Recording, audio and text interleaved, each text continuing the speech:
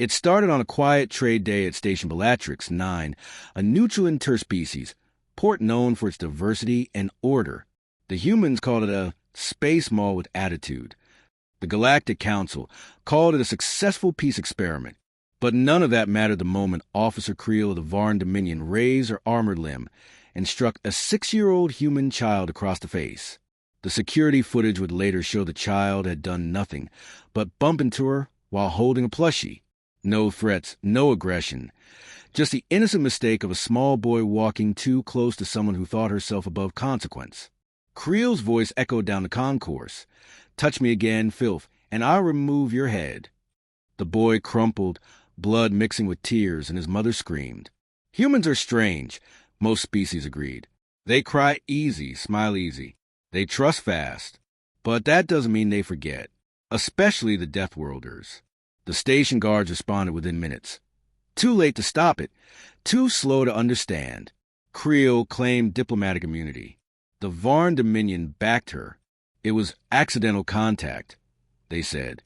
The child is unharmed. The mother overreacted. The boy's jaw was broken, for teeth gone, but the council didn't sanction. The Varn Dominion's ambassador, puffed with entitlement, called it a closed matter. They should have known better. The humans left the council chamber in silence, not even casting a backward glance. The lead representative, Colonel Mara Ishikawa, gave a single nod. Nothing more. That nod was a promise. The first clue came hours later. Varn listening stations along the outer sector went dark. Then the Dominion freighter Crescent Dusk vanished from long-range sensors without a distress call. The Varn military assumed piracy. The council called for calm. But one species did not answer. Earth. All human diplomats were suddenly unreachable. Their calm silent. Their ports dark. The Dominion sent a fleet to patrol their borders. It never returned. Then came the footage. A council courier ship dropped it directly into the High Assembly's database without permission. No encryption. No warnings. Just a single file labeled, "We responded." The feed was brutal. It showed the bridge of the Varn Spear, a command carrier. Humans don't waste time with speeches in battle. The video showed a flash of light, and then nothing. Then the boarding. Black-clad soldiers, moving with inhuman precision. No screams from a Varn. Just gurgles, wet cracks, silence. In 6 minutes and 42 seconds, the flagship was emptied. Only one figure remained on the bridge. A woman in red armor, her visor up, her eyes glowing with unspoken rage. She held something by the hair. The council paused the video here, some hoping it wasn't what they thought. But the footage resumed.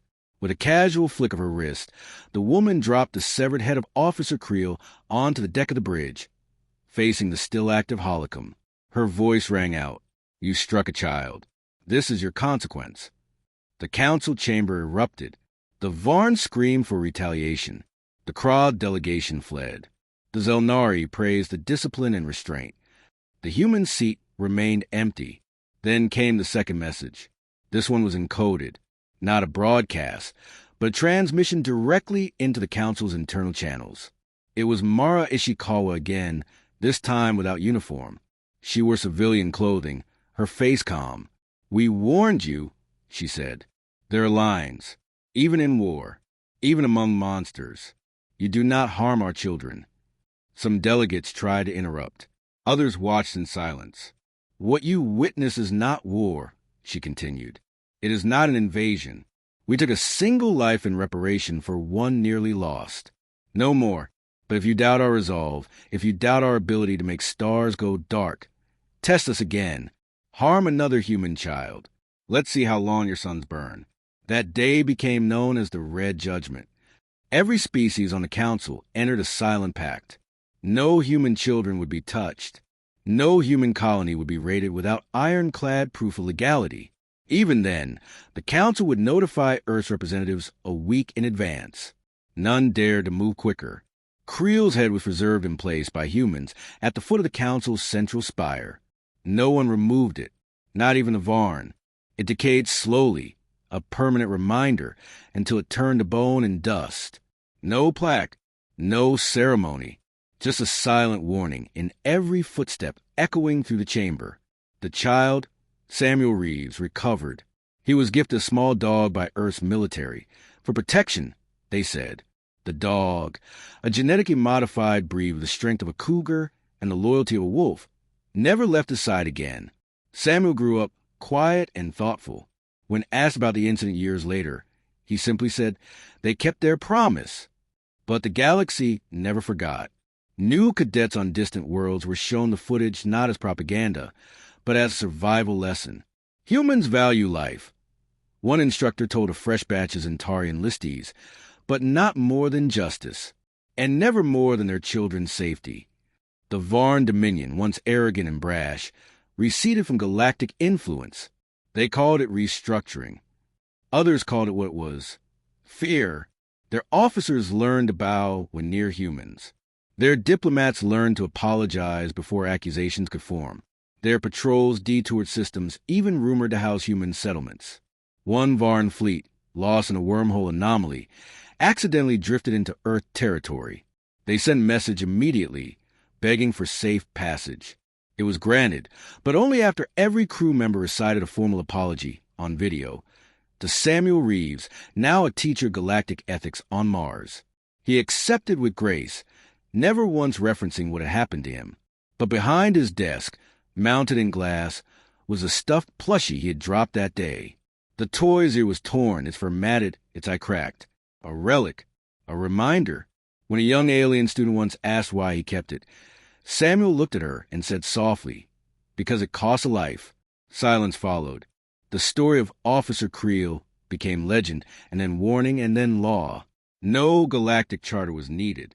The lesson had been written in blood. Don't strike the weak. Don't threaten the young. Don't test the Deathworlders.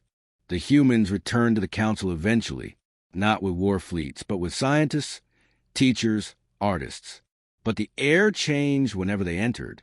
Even the most arrogant species lowered their eyes slightly, their voices quieter. It wasn't shame. It wasn't submission. It was memory. The memory of a red-armored figure, and a head dropped like a gift of war. The memory of silence before a storm and the terrible precision of its arrival. The memory that even the kindest race among them harbored wolves beneath their skin. The lesson passed from captain to crew, from station to starport. It echoed across classrooms and strategy meetings, in whispers and songs. And when the stars grew quiet again, the council knew peace, but not from treaties. Peace born not from fear, but from respect. Earned the hard way, the human way,